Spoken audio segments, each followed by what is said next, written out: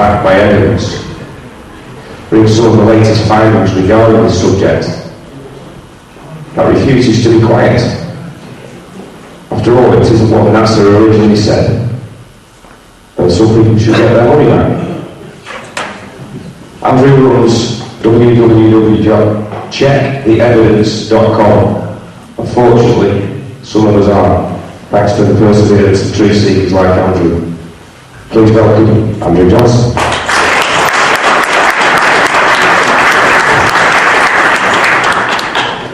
Thank you very much, Rob. Hopefully the mic's working. It sounds to be working. I might move around for this first part, James, slightly. I'd like to thank James and Jenny for inviting me back to do another talk, and very pleased to be here.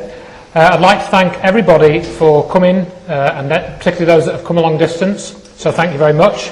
I'll just start off by making a couple of brief sort of announcements, as it were. I've got some booklets and DVDs, as I always bring with me for those that have seen me speak here before. This is 50 pence, booklets 30 pence. And I've also brought with me something else which is rather special. Some of you will know my involvement with a person called Dr. Judy Wood, who's done the only credible research into 9/11, certainly as far as the physical evidence of what happened at the World Trade Center. After a long, hard struggle, and several tens of thousands of miles journey from the Far East, I have in my hands a 500-page full-colour book, which is the only book about 9/11 written by a qualified scientist, which will explain to you in very graphic and very great detail how the World Trade Center was destroyed using some type of energy weapon, and the technology of that energy weapon is also known about. It's similar to something called the Hudson effect. There are now 200 copies sitting in London at the docks, which we've had shipped across the Atlantic. This book isn't cheap, because as you can see, it's a very high quality text. I brought it with me today, not for sale, but for those that want to look at it. It'll be available in the interval for you to have a look at. It is available. I've got some flyers, so you can get it from the website. As I say, I'm hoping to get hold of some copies, and I'll probably haven't quite decided how we're going to ship it through the website and whatnot because of the payment and this sort of thing, but it will be made available. It is making an impact. We have a professor of English called Eric Larson, a US-based professor. He has already described it as the most important book of the 21st century, and I agree with him. This is a very, very dangerous book indeed, not only for the mainstream media and all that, but it's also a very dangerous book for the 9/11 truth movement in the world. Nobody will talk about this book. So if you want to have a look at it and get a glimpse of why that is the case, it's here for you to look at. What's the likely price, Andrew? The US price is $39.95 plus shipping. So it's on par with a university type textbook. We haven't worked out the UK price yet because it depends on what sort of shipping deals we can get. It weighs £3, so that puts it into a high postage rate, which is a bit of a problem for me. So we've got to work out what's the cheapest way to do it and that sort of thing. But US price is $39.95 plus to the UK $13.95 shipping, because it's expensive to get a heavy object shipped like that from the US. So that's basically that. So anyway, on we go into the main presentation after a little mini featurette, and we'll see where we get to. Here we go. Today we have with us a group of students among America's best. To you we say, we've only completed a beginning. We leave you much that is undone. There are great ideas undiscovered, breakthroughs available to those who can remove one of truth's protective layers. So now you know where I got the title for this presentation from Neil Armstrong himself. In this presentation we will examine a range of different evidence which seems to show that much of what we were told and shown about the Apollo moonshot program was false or fake. We will look at likely motives for the fakery, which a lot of people don't go into that much. We'll look at some aspects of Apollo history initially. Photographic evidence, I haven't done a great deal of that. All this thing about the shadows, there's a lot of controversy in that, and I don't think you can decide a lot of that one way or the other, but I've got some photo evidence which I think is much more compelling than just the issue of the shadows. I've got some video evidence which you may not have seen before. We're going to look at what the astronauts themselves have said. This is something that's undeniable, and they have said some very, very interesting things about what happened to them on the Apollo missions. We're also going to look at some new evidence from this new probe called Lunar Reconnaissance Orbiter, which was launched, I think, in either 2008 or 2009, and there were some pictures published from Lunar Reconnaissance Orbiter when it went over the Apollo landing sites in 2009. I think it was August 2009, but I've got that later in the presentation. And we'll look at how could they possibly have got away with it. The researchers we must thank are these people. There are several others, but these are the prominent researchers which I've pulled a lot of the information from, and I've added just a little bit, probably 5 or 6% in this presentation is my research, and most of it's come from these people. Bill Kaysing is now deceased. Jim Collier, who was a journalist. Bill Kaysing worked for a company called Rocketdyne, which was involved in the Apollo development. Bart Sibrel, he's a kind of controversial figure. He's a sort of some type of fundamentalist Christian as well, which seems to colour some of his research. But he did a bloody good job on some of the films that he made, and I've got some clips of those, which are a bit difficult to watch actually, but he did some great research. And David Percy and Mary Bennett have also written a book called Dark Moon. It's probably, I should know the date, but I think it was published in the 90s. It's not new. And also Ralph Rene, who's kind of one of these rebel thinkers. He also passed away a couple of years ago, I think. So those are the people we've got to thank for primarily for getting this information out. But, one of the questions I'm asked when I talk about this is how could they possibly have got away with faking something like this? And most people cannot believe that they could possibly have got away with faking this, and they will therefore reject anything else that you tell them out of hand, because there's no way they could have faked this. Too many people would have a chance to find out about the hoax. That's one of the things that they say, would be impossible to hoax it. There's too many people involved. Well, it kind of assumes that the whole program was faked. In other words, they never built an Apollo rocket. They never built mission control. Of course, that's not true. Of course, they built Apollo rockets. Of course, they built mission control, etc. Only parts of the Apollo program were faked. Of course, there were real people from the army involved in this sort of thing. Now, I think most researchers, as far as I can tell, they would agree that the Apollo rockets were real and they took off. I think we can agree on that. There's certain questions about the performance of these rockets that some people ask, like if you watch the Saturn V going up, for example, it's a very, very smoky flame, and I've read something that they think that was done to make it look more spectacular, and the actual performance of the rocket, it wouldn't really necessarily give off a lot of smoke, because that would mean it wasn't efficient or something. And my current understanding is I think the capsules took astronauts into orbit. Now, there's arguments over this, but I believe that the astronauts were taken into orbit on most of the missions, and I believe they stayed in Earth orbit. But again, once you get into this, that becomes very difficult. But with this in mind, much of the effort in the program was taken up with the work in these two areas. As with the 1960s technology, it was still a difficulty. What I mean is that just to get somebody off the ground safely and into orbit was pretty damn tricky. And to get them to the moon was obviously just a bit of trickiness on top of that. So, they could still have done a genuine space program, but not gone to the moon, and you would have had most of the furnishings, most of the technology there, right? So it's not as if the whole thing was completely fake, which is often, an implicit assumption which is made. So in essence, once the capsule was aloft, the only source of video and photo information was NASA. So providing that you could control those video feeds and photographic information, you could control entirely what people saw on the ground. And you only perhaps maybe had 50 or 100 people perhaps at a guess who would know that it was being faked. And only NASA was communicating with the astronauts directly. There were a few people listening in, but obviously there wasn't a two-way communications path. Most people at NASA would never have considered that they were involved in something which was being hoaxed. They would never question what was on the screen in front of them. In fact, if you looked at a screen in front of you showing, the output of the rocket or the current sort of force of gravity on the capsule or something, or whatever the read-off was, You wouldn't know whether you were looking at something that was real or from a simulation, quite frankly. So bear that in mind. But now we're going to look at some aspects of Apollo history, and I've got a couple of video clips here from V2 to Saturn V.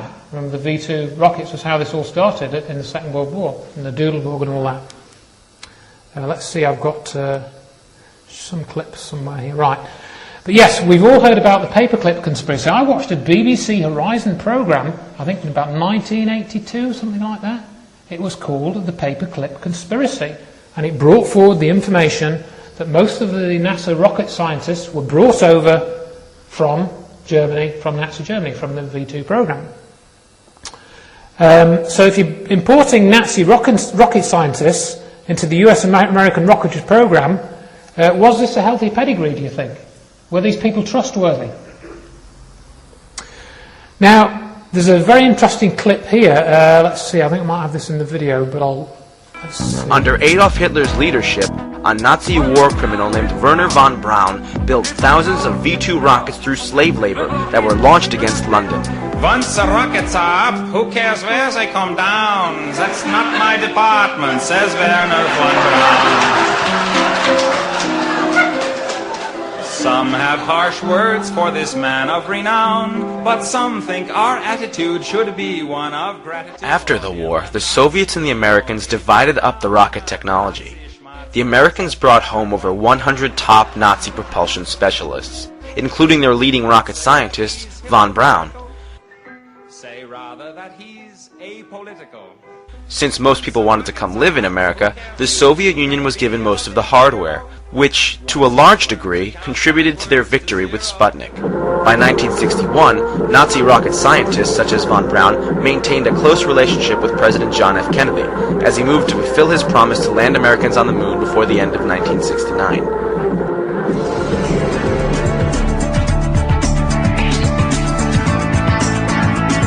Yet today, NASA says it will be 2018 before we go back to the moon, despite having supposedly been there over 35 years ago. In 1953, von Braun wrote a book on how to get to the moon, titled Conquest of the Moon.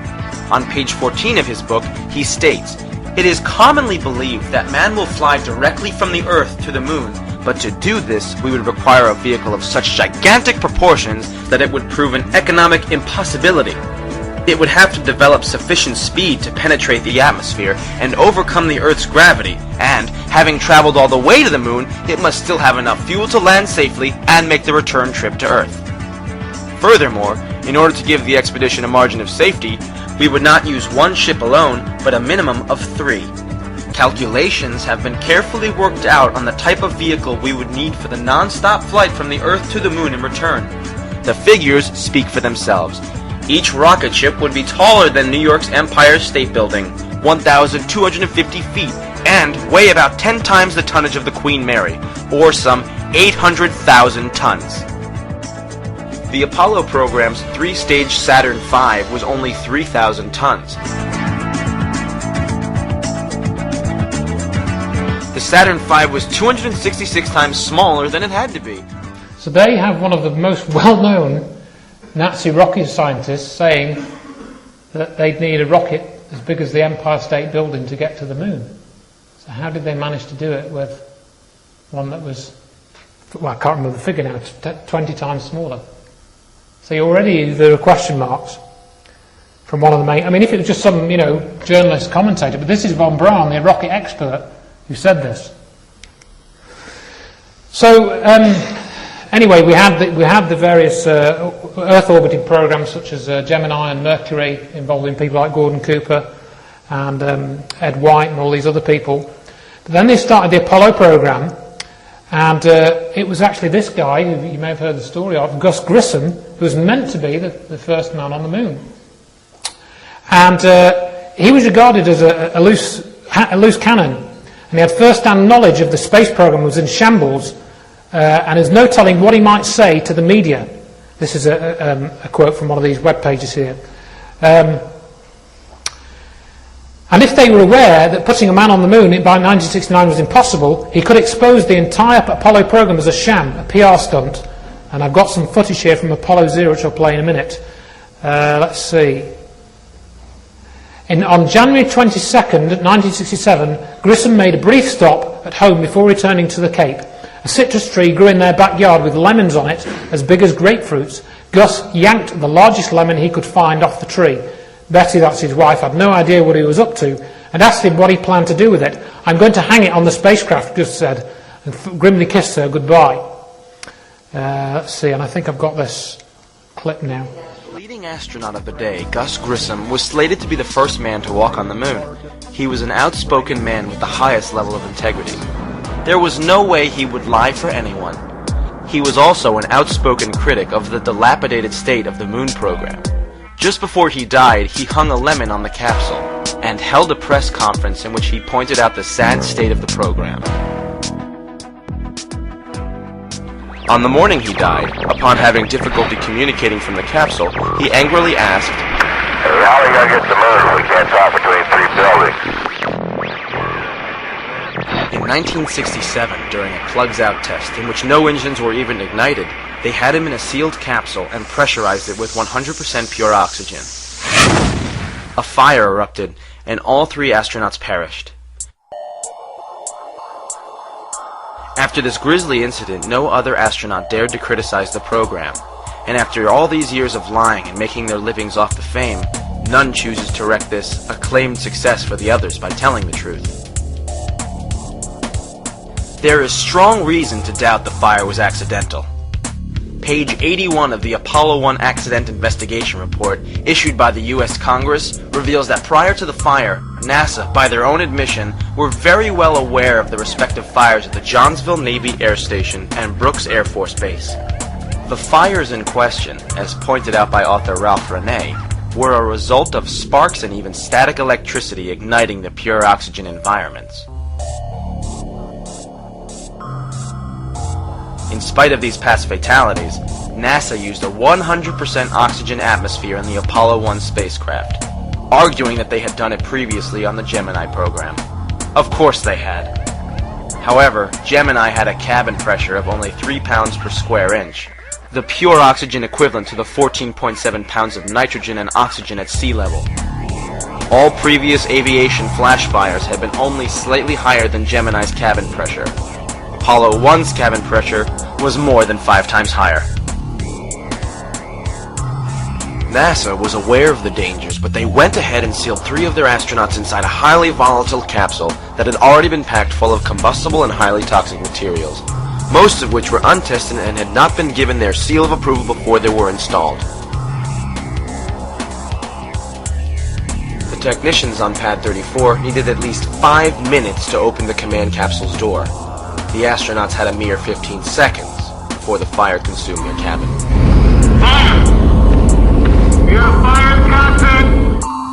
Additionally, in 1999, when Grissom's son, Scott, was granted access to his father's spacecraft, he uncovered evidence that a metal plate had been shoved behind the dashboard to deliberately trigger a spark.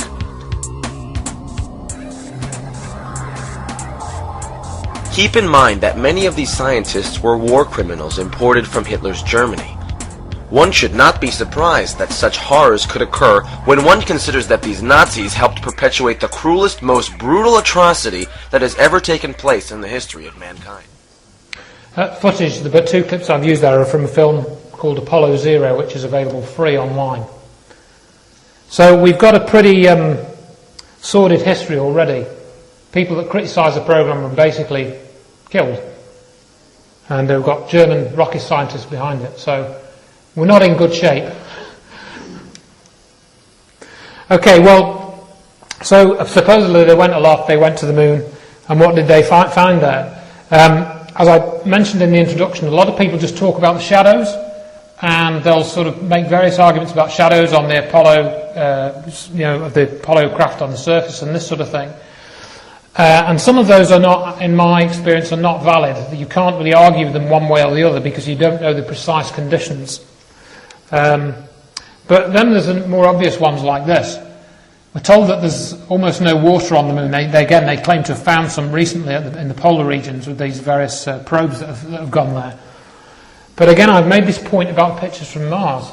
If there is no surface moisture, how can you possibly get a picture like this? I mean, you can't get a picture like that without moisture, because the dust particles bind together with the moisture. To me, that is made on an artificial set. And another obvious point: can we be really sure that this was taken with a chest-mounted camera? Because remember the Apollo. So you think of bending down like that, and that looks as if the camera is. I suppose it could be zoomed in and whatnot. Maybe that's not such a good argument, but I have my doubts as to whether simply the angle that shot is taken at could have been taken by a chest-mounted camera. I would just take that simple observation and consider it. But there's much more than that. One of the things that really intrigued me when I first saw it in a documentary was this sort of serious problem that we've got. And I made an overlay clip here. This is from the Orlis site, which is David Percy's site. David Percy is a member of the Royal Photographic Society, so he does know a lot about photography. He's taken pictures of, I think I've got a clip of him as well, but he's taken pictures of famous people, But he's got this web page up. Serious problems in the Valley of Taurus Littrow.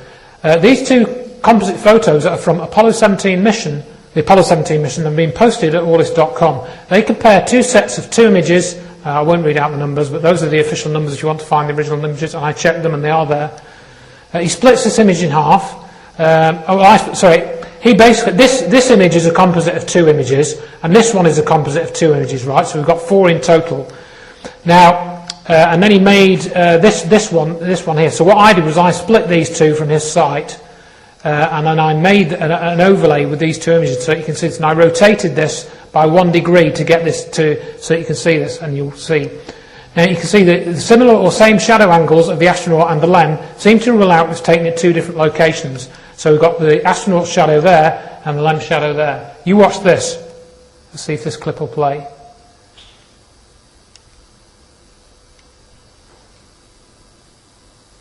Oh look, the lunar module's moved. Nothing else has. How did that happen? Remember, they're supposed to have landed in completely different locations. This is a bit of a problem. This is much more damning to me than shadows ever were. There's the lunar module. No, it isn't. There's the lunar module. Which is it, NASA? And there are several instances like this. That disproves the whole thing right there. I mean, I think I've just finished now and go home and, say, James, just give me the money, I've done my job. But there are several like this. We've got to thank David Percy. So that, to me, forget the shadows. Just look at those sorts of things. What about the length of the shadow? Well, that will depend on the height of the lighting rig and how far back the lighting is away from the stage. So, all these shadow lengths, this sort of thing.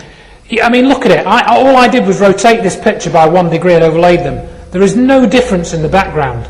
There's none. All you can see is, I think there's a line there where the LEM is, and I think just about, they've moved a few rocks around in the background. You can spend a few minutes looking at it. You can see they've moved a few rocks around, but this whole backdrop is identical. Identical. There's no difference at all. At all. So we'll move on. Now these when I hadn't heard of these before. These are much more damning than shadows. Trackless rover pictures. How can the rover move without making tracks in the dust? Well, apparently it can. Here we have 3 pictures, or pictures with tracks in the wrong direction. There should be tracks of this thing turning around. Instead, it looks like it's been dumped there. This one has no tracks surrounding it. This has no tracks surrounding it. Where are the rover tracks, NASA? What have you done with them? You just have it on a crane and drop it into the set? I don't know what they did. Or did you have a rake and rake over the tracks? Much more damning than shadows to me, that is. I don't know about you. And there's the image. These are all, they're NASA.gov, NASA.gov. These are all from there. They're not like from dodgy websites. These are all original source pictures, folks. Oh, now this one. I mentioned this to somebody in the intro. This is my oven one. Now this, when I saw this, I came across this a couple of years ago. That is just brilliant. That is genius. Genius simple. Genius simple. Nothing to do with shadows. The impossible family photo of astronaut Charlie Duke.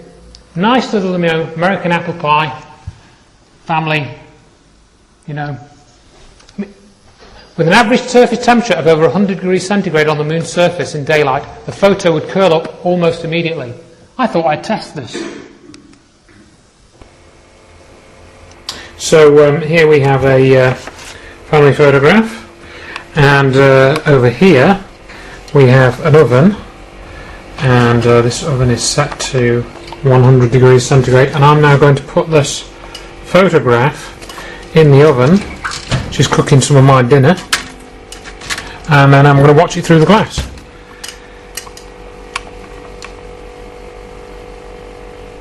And you can see that in very short order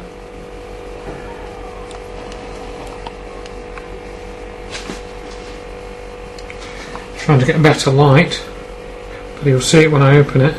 This is curling up within seconds. So I think that's a pretty convincing demonstration. And here it is. You can see it there curled up, and that's only at 100 degrees centigrade.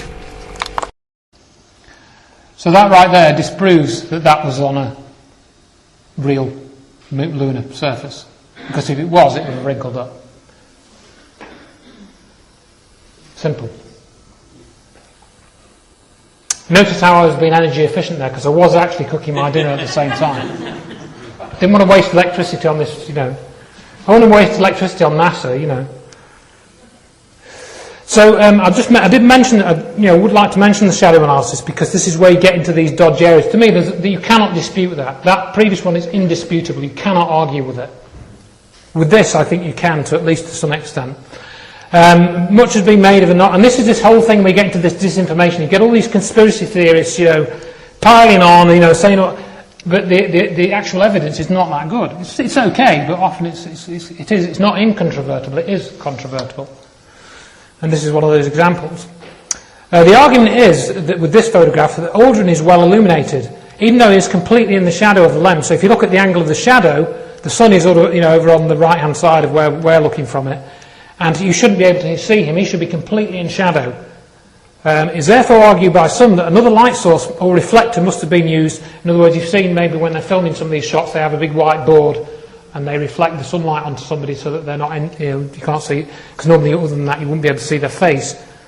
Now there may be cases where this is correct, I'm not sure, but I came across a very interesting, this guy Thomas Bonn. He had a nice little web page. And he did a nice little experiment. This is what I like, like I did with the oven. He did something like this with, here we go. I tried my lighting experiments on a surface of black asphalt. This was a tennis court, I believe he did this on. For this experiment, I went to my local auto supply store and bought a new toy, a handheld floodlight, 1 million candle power. I took it to a tennis court late at night and hung it from the fence so it was pointing down at some common household objects. The idea was to simulate the sun on the moon. I would shine the floodlight on the backs of these objects and see whether I could see their fronts. Dead easy, great stuff. That's what I like. And this is what he got. So here's some of his photographs. You can see inside the can, you can see the label and all this, and he's got a whole page about this. So I think that is controvertible evidence. Maybe that was, maybe this was using an illumination plate, maybe it wasn't. Maybe it was just reflection off the spacesuit or something. You could argue that. Because the spacesuits were all white. So maybe that whole diffused light was coming off whoever's spacesuit. So you can argue that one. And I would argue it. Because, it doesn't meet my standards of evidence. Anyway, I wrote to this guy, and I think I don't know, I sent him the oven one. I wrote to this guy about some of the other stuff that I've got in this presentation, and he never wrote back. There was another photo, I think, on this website. Now, this is where we get into this, how you keep coming across the same people, in these areas of research. Now, there's this chap called Jack White. Now, he had a big photo series published, I think, in one of these, which magazine was it? I can't remember which it was. It might have been UFO magazine when that was still going with Graham Birdsall. Jack White has worked with Jim Fetzer, though, who features heavily in my book. And Jack White used a lot of Dr. Judy Wood's photographs about 9/11 without crediting her. But Jack White has also done a photo study, including some of the examples that I've just shown you about the shadows, which I think is dodgy. You can argue that both ways.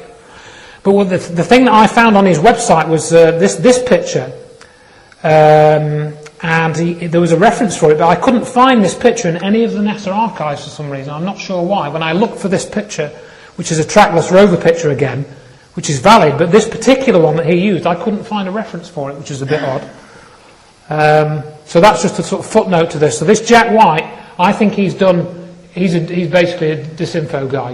If you see Jack White in Apollo photographs, treat with care. Some of it's okay, some of it's not correct.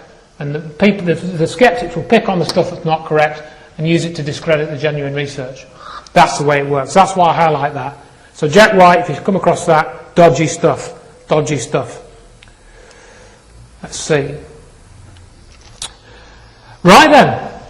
Now I got asked a few years ago by a friend of mine, Hubble Space Telescope, that's a pretty mega instrument. Costs, $2 billion, whatever it costs. That must be able to see the Apollo artifacts on the moon. Surely it must be. It can see all those supernovae and planetary nebulae and stars exploding, all those wonderful things that we've seen. Brilliant stuff. I love it. I really love that stuff. I can't criticise that. Even though they do actually fake those images. Because they set all the colours themselves. They're not natural colours. And of course they're taken with long exposures and stuff like this. So you wouldn't be able to see it with the naked eye anyway. So, can the Hubble telescope see the Apollo craft on the moon? Well, I sat down and thought, you can work this out. It's actually relatively easy to work it out with a bit of simple geometry.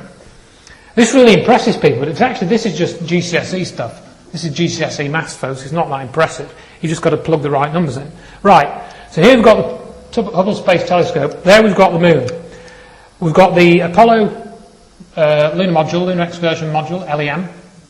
How big is it? Well, you go and look on the internet and you find that it's 4.2 metres across. Okay? So if you draw this out as an isosceles triangle, your base is 4.2 metres and your long sides are 385,000 kilometres, roughly. That's the distance between the Earth and the Moon varies, but that's the average, I think, and I probably rounded it up to whatever. Then what you can do is you can work out, because you know this side and you know this side, you know that half of that side is 2.1 metres, and then you've got, let's see, sine is opposite over hypotenuse, right? So 2.1 over 385 million. I think if you go on this next slide, 2.1 over 385 million, that's the sine of theta, right? So what we're going to work out is angle theta, because angle theta equates to what's called the resolving power of the Hubble Space Telescope, which you can look up. So I worked out that the angle theta, or 2 theta, will be 6.26 times 10 to the minus 7 degrees, which is a very tiny angle. But Hubble's resolving power is quoted as 0.05 seconds of arc. Right, so that's 0.05 seconds over 3,600, because an arc is a 60th of a degree. Okay? So it's 1.389 times 10 to the minus 5 degrees. Or, another source I found said that the resolving power of the Hubble Space Telescope was 0.014 seconds of arc. So, by comparing the two sets of figures, you can actually work out that the lunar module is too small to be seen by the Hubble Space Telescope. It's about, let's see, 22 times too small or 6 times too small, depending on which resolution figure you take as being accurate. They came from university websites. So my answer was, to the person that asked the question, no, the Hubble Space Telescope cannot see the Apollo craft on the moon because it doesn't have sufficient resolving power to do it. Okay. So, in other words, Hubble Space Telescope can't help us, can't tell us whether, we've got stuff on the moon. Can't see the stuff. So now, with great fanfare, I think this came as a part of because they re-announced the new space program in 2004. I don't know if you remember this. It was announced on the 100th anniversary of powered flight in 2004, and Bush did this big event and said, "Oh, we're going to go back to the moon. We're going to build the Orion craft and the crew exploration vehicle and all this, that and the rest of it." And I think they're starting to look for supposed new landing sites. And this probe, Lunar Reconnaissance Orbiter, was launched, I think, with that in mind. Future crewed missions.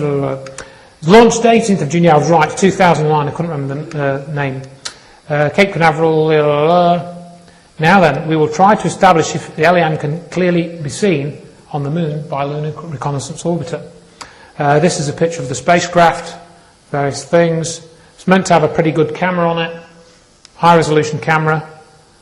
Oh dear. Oh dear. Now then, if you go to nasa.gov, go to this Apollo 11 landing site for Lunar Reconnaissance Orbiter, this is what you find. This is what you find. This is the picture that's on their website, and you can see, you can't see it because it's very small in here, but that distance is 200 metres. So that white panel there, that white rectangle, that's 200 metres on that photograph. Okay? So you can work out the number of pixels that represents on the picture. I did a little calculation. But then they also publish this enlargement. In other words, this little area here is enlarged on the NASA website to this. You guessed it, folks. That is meant to be the lunar module from Apollo 11. Really? Seriously? That's NASA's evidence. That is on their website. You can go and look at it.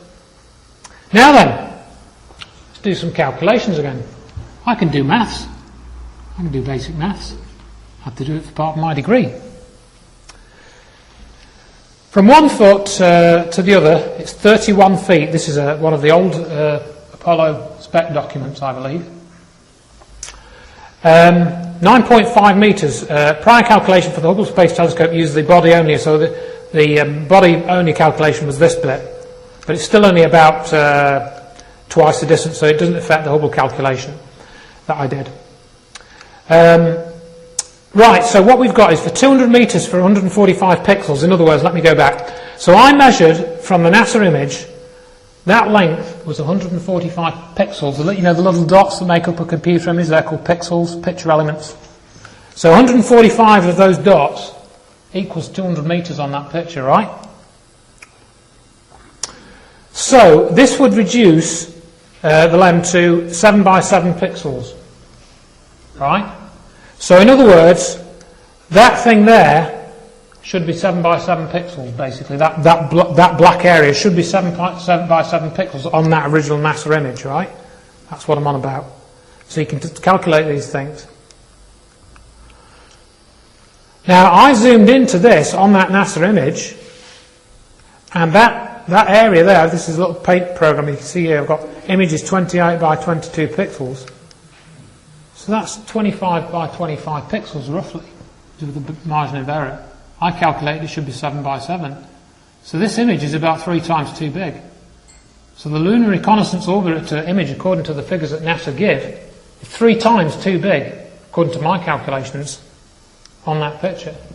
Actually, it's just grown a bit. Well, maybe, yeah, just splat it out. So we've got a problem here. The basic maths, and it's very simple stuff. It's, you know, add, subtract, divide, multiply.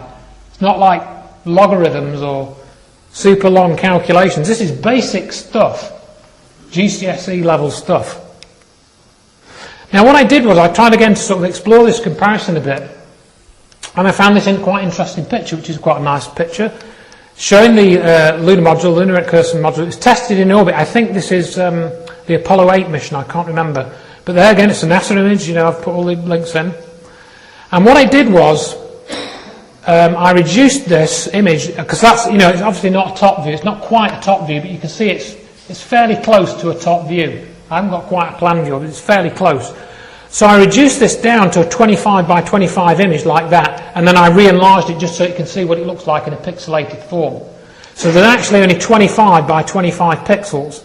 So, you know, you can see a little bit of detail. You can see a bit of colour variation. You know, there's a few, it's not all black and white. We've got sort of browny bit there, black bit there, grey bit there, black here, white there, you know, sort of pretty much. You can see there's a bit of variation. And that's a 7 by 7 variation. Again, you've got, you know, slight variation, a bit of black there, a bit of sort of brown there, this sort of thing. There's a bit of colour variation in it. But that's what you get from NASA. Totally black and white. No grey bits, no features, no colours. Nothing. Nothing. And all those LRO images do appear to be completely black and white. The main module wouldn't be there, then, would it? It would have gone back up to the orbiter. Well, you'd at least see the base. You should be able. I mean, you should be able to. Let's go back to this. The base wouldn't be all that sort of dark, would it? It would be lines of colours. Potentially it would, yeah. You'd still be able to see the feet because the feet should still be there. But potentially, as you say, the base itself should be coloured even lighter. So, you should be able to see the variation. But it's still too big. So we have a problem, and I've got another image comparison here. Now, this is not a totally fair comparison because the LRO image was taken from orbit, but the LEM images were taken close up. You see what I mean? So the LEM image that I used a minute ago, this was taken with an ordinary camera, from the command module, and this one was taken from orbit. So it's not a totally fair comparison, I admit that. But to give you an idea of some type of colour variation, I think it's still a legitimate comparison to make, to give an idea of what we should be seeing. But there's no atmosphere on the moon, remember, so we should have pretty much clear images. What's all these vertical lines here doing? What's all this mush and gunk? Now, there are several other photos you can go onto the NASA website and you can look at these for yourself. There are several other alleged Apollo landing sites. And they label them all up for you to tell you what they are. Now, I think in this one, Surveyor 3, an earlier probe which has landed, that's white there. See, it's a white blob. Oh, look. In this other photograph from NASA, Surveyor 3 is black. Why would that be? Rather odd. Why are these photographs crap? We'll explore this a bit more. I've got a few of these slides here. So, let's see. This is claimed to be the lunar rover parking spot. Did it explode or get burned to a crisp? That is meant to be the lunar rover parking spot. So we went from this to a black smudge. I'm not convinced, Nat. I'm really not convinced that these are what you're telling me. I'm really not convinced at all. I'm sorry. Other people might be. I apologise if you're convinced and you think I'm barking up the wrong tree, but I'm just not convinced anymore. Now, I watched as Rob was saying in the introduction, I was 4 years old when Neil Armstrong supposedly walked on the moon. And they asked me when I was a kid, what do you want to be when you grow up? And I said an astronaut. Okay, so that's what effect it had on me. Now then, how strangely clear by comparison. Surely NASA must have similar technology to Google, or at least the technology that Google accesses. Surely they must have something on par to go round the flipping moon on par with what we've got. I'll now show you a little demonstration. This is my house, folks. Yep, complete with solar panels. We've just got some more as well, actually, but that's another story. Now, what I'd like to point out, even in shadow, we can resolve the line of the curve. Okay, I'm actually looking at this one here, but this is in shadow. You can still see it. The lights are a bit here, but if you get this picture zoomed up on your screen, you can clearly resolve the line of the curve. Here is the curb in front of my house, right? One would hope that the technology is good as, if not better than, this had been used on LRO. This is Google flipping images, folks, for us plebs, not military people. We're the plebs, but we can get this. Now that, you can see, is the curb in front of my house. I deliberately did this. Simple, basic stuff. Got my ruler out, let's photograph it. How wide is that curb? Well, let's round it up. It's 5 centimetres. So from orbit, Google Images, right, can resolve through the Earth's atmosphere objects 5 centimetres. Sorry, I do apologise. 5 inches. 5 inches in length. I did mean to say inches, yeah. In fact, it's slightly less, and it's a bit more than 4.5. So NASA, please explain to me why those images are so awful taken through no atmosphere. I rest my case. So, you know, I can see the windscreen. I can almost see the flipping wing mirrors, for God's sake. That's for pleb old me. Now, I'd like to add a little footnote to this. Let's just say, I want to change the context of this argument slightly.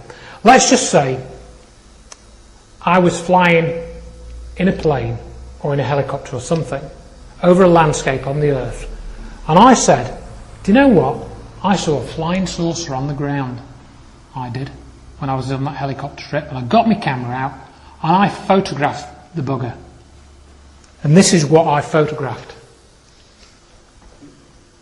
What would you think of my story? I don't want to ask a rhetorical question, but you hopefully you get the point I'm trying to make. Okay, so that's what I mean about photographic. I measured stuff. I repeated stuff, like the guy with the tennis court. He measured stuff. He performed an experiment. This is what you can do. Easily disprove NASA's story. But nobody wants to accept it because nobody wants to think that they've been lied to so much. But it goes on. We're not even at the blooming interval yet. Okay, when I saw this clip, I have to confess, I was extremely upset when I saw this clip, because this was probably the one that convinced me they didn't go. And you've heard the expression, don't let the bottom fall out of your world, have a Madras curry and let the world fall out of your bottom. If I could be a bit crude, but the bottom fell out of my world.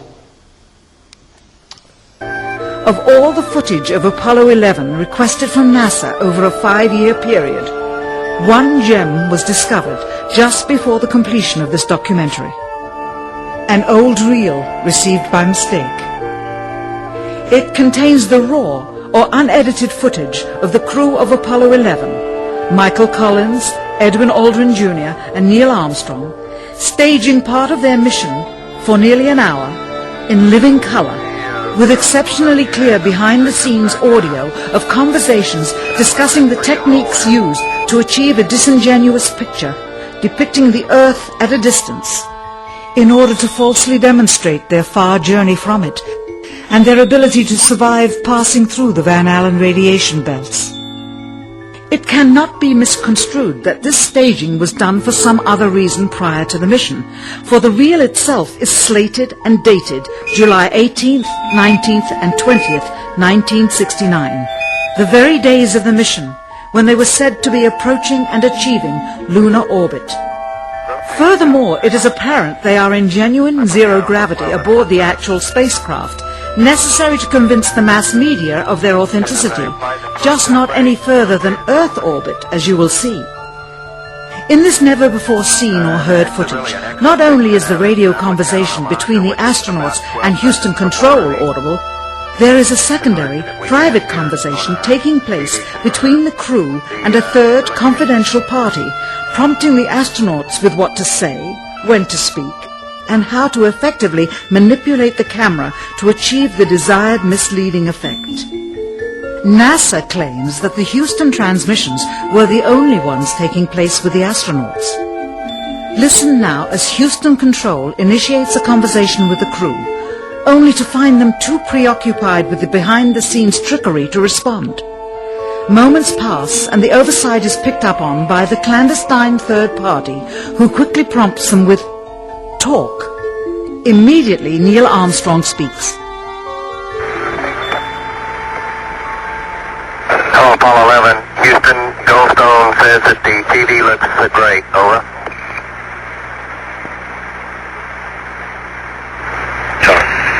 Okay, Roger for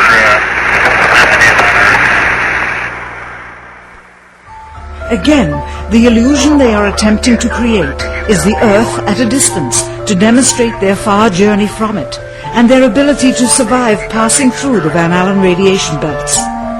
Understand, too, that only about 20 seconds of this raw footage was ever broadcast to the public, and these conversations discussing their deception were believed to be private, until now. Here they discuss that these television transmissions were in fact not broadcast live as everyone believed. They were first screened and edited for playback later.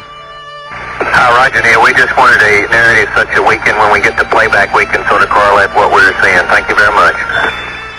Here they discuss the fact that they have turned out the lights and have blocked out sunlight from entering the spacecraft through the other windows as to not cause any reflected light to fall onto the spacecraft's wall in the foreground. Okay, very good. Well, we shut out the sun coming in some of the other windows into the spacecraft, so it's looking through the number one window, and there isn't any reflected light. The reason this was done is so that the truth of the matter would not be revealed. It is this. Though the federal government would have you believe that this is a view of Earth from a distance out of the spacecraft's window as it nears the moon, it is not. What they have ingeniously done is placed the camera at the back of the spacecraft and centered the lens on a circular window in the foreground, outside of which it is completely filled with the Earth in low orbit. The circumference of the window then appears to be the diameter of the Earth at a distance, with the darkened walls of the spacecraft appearing to be the blackness of space around it. That is why they wanted the interior dark and blocked out the sun from entering through the other windows. Here you can see the extruded window, probably 2 inches thick at the bottom. This is because the Earth's shine is coming in at a downward angle. It also causes the Earth to appear to be an irregularly shaped circle, for you are seeing the outside of the window at the bottom and the inside of the window at the top, which together form 2 different sized halves of a circle. Subsequently, this take was never used. As they perfected the shot, a crescent-shaped piece of black material was inset slightly into the window to create the illusion of the Earth's terminator line dividing night and day. It is uncannily convincing. During this segment, intended to be edited and played back later for the worldwide television audience, dated July 18, 1969, Neil Armstrong condemns himself as he states that he is 130,000 miles out, or halfway to the moon, as the NASA flight log also states on this date, when he is in reality in low Earth orbit of a few hundred miles. Roger, Houston, Apollo 11. Calling in from about 130,000 miles out. Here, during another segment, also intended to air after review, Neil Armstrong falsely explains to the viewers how the shot is attained by putting the camera's lens to the window's glass, as it would have to be if they were the claimed distance away from the Earth. We only have one window that has a view of the Earth, and it's filled up with the TV camera. If the window was completely filled up with a TV camera, as he stated, then an astronaut's arm would not be able to get between the camera and the window, as it obviously does here in this outtake. South America becomes invisible just off beyond the Terminator or inside the shadow. You can also notice how the astronaut operating the camera reacted to the mistake by attempting to pan away from it. Blue gas. See white bands of major cloud formations across the Earth. This is a segment that they believed wasn't even being recorded, much less suitable for broadcast, for the lens was being zoomed out and the scene was being changed to that of an interior of the astronauts at work, and apparently the stop button popped back up on the recorder without notice. Here is the diffused work light that they used to see camera controls, but not throw light onto the spacecraft's wall. Here they remove part of the crescent insert.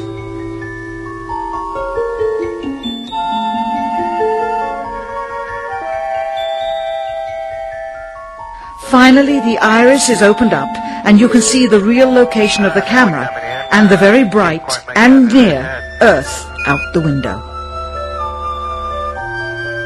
Here is the slate for the 19th of July, and the same shot of trickery on the 19th of July. and then the 20th, and the same misleading shot on the 20th. Later that evening, they were said to be walking on the moon.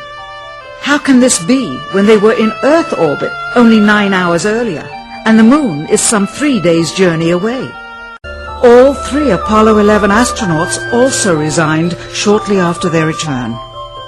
On the 25th anniversary of the event in 1994, Neil Armstrong made a rare public appearance and held back tears as he spoke these brief cryptic remarks before the next generation of taxpayers as they toured the White House. Today we have with us a group of students among America's best. To you we say, we have only completed a beginning. We leave you much that is undone. There are great ideas undiscovered, breakthroughs available to those who can remove one of truth's protective layers. He is that layer. Perhaps someday soon, with the uncovering of this footage and its meaning, the true patriots of America will rise up, or come forward, and free the citizens and themselves from the sin that so easily entangles, and from a federal government that needs to have the gangrene cut off. Okay, I'll cut that clip there. But seeing that clip of them faking a shot of the Earth, what possible reason would they have to do that if they really were? All they needed to do was stick the camera out the window.